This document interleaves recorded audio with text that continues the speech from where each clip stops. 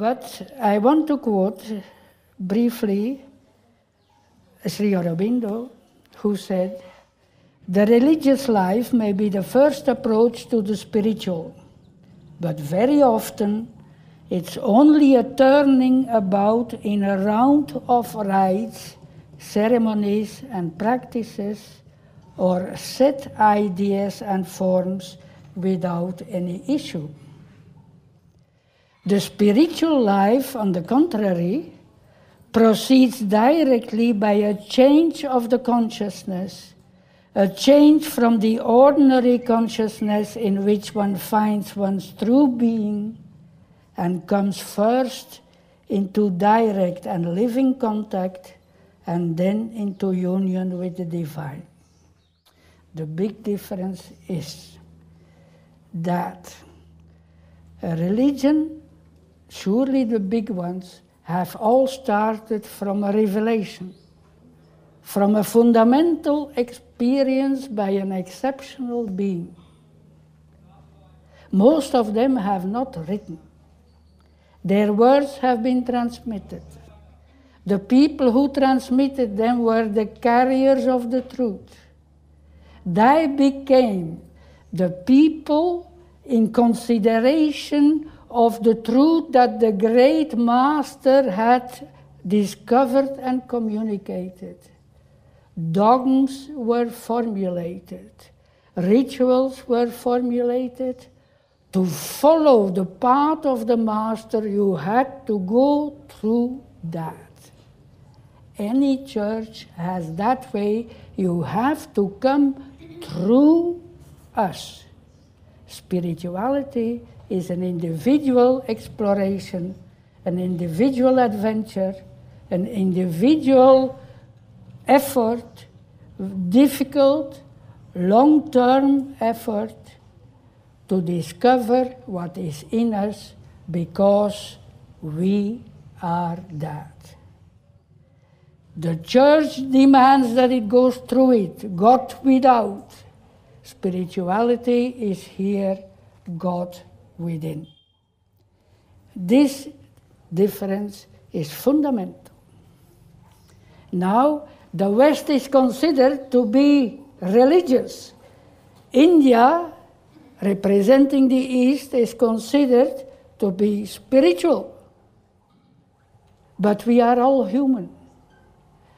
And that is something so fundamental, that we are all human, being built as humans in the evolution, and being human, carrying in us a soul, in East and West. And therefore, Sri Aurobindo wrote in 49, 60 years ago, "East and West have the same human nature, a common human destiny, the same aspiration after a greater perfection, the same seeking after something higher than itself, something towards which inwardly and even outwardly we move. There has been a tendency in some minds to dwell on the spirituality or mysticism of the East and the materialism of the West. But the West had no less than the East its spiritual seekings, and though not in such a profusion, its saints and sages and mystics. The East has had its materialistic tendencies, its material splendors, its similar or identical dealings with life and matter and the world in which we live. East and West have always met and mixed more or less closely. They have powerfully influenced each other, and at the present day are under an increasing compulsion of nature and fate to do so more than ever before."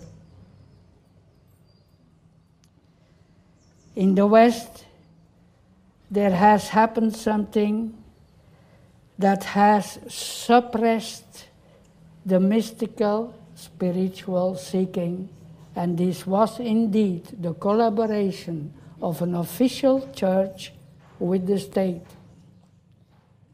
in Christianity. But there is an undercurrent in the West of very intense seeking in the mysteries, in alchemy, and in so many other ways which are still practiced today and which come from very far. Hermeticism, Rosicrucianism, it all has that same spiritual tendency. It is there, but now it is denied, it is negated, and it is even ridiculed by what has become the official thinking, the scientific materialism. Dr. Karan Singh has briefly referred to Richard Dawkins and his book, The God Delusion. At the moment, there is a spate of similar books from especially the biological, scientific biological angle. These books are read everywhere. They so-called represent the West. But the West is very different in its aspiration and, of course, as Sri Aurobindo here says, in its future. And to see how this has come about, we will make a short walk through history. The roots of the West are Greece. This is generally recognized.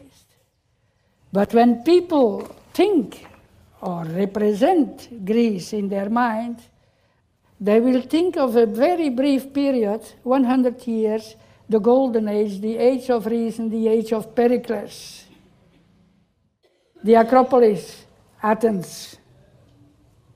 That, in the mind of most, is Greece. But Greece was extremely different. Greece existed from about 1200 BC, when the Achaeoi invaded and then waged the war in Troy, which was an extremely important cultural war of West against East.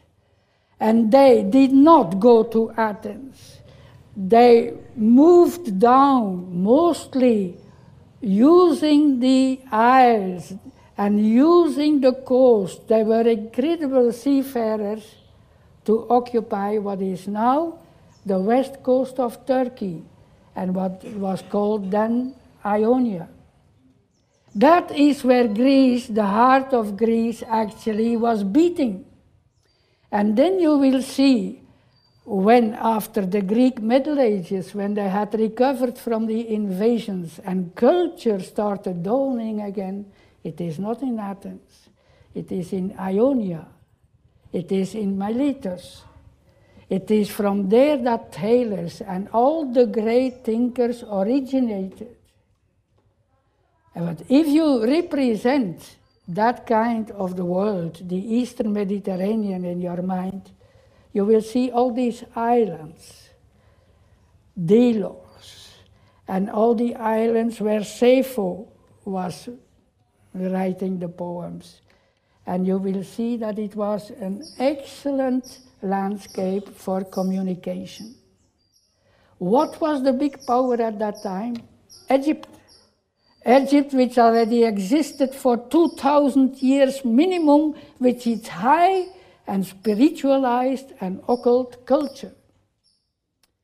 And that is why Sri Aurobindo says, in Greece, the mystics and the mysteries were there at the prehistoric beginning. The mysteries were in Delphi. The mysteries were in Eleusis. The mysteries were the Orphic mysteries and the Kabiroi. And what was the essence of the mysteries? That man is God. Because he has a soul, he has a divine spark in him. Second point, reincarnation, the value of life.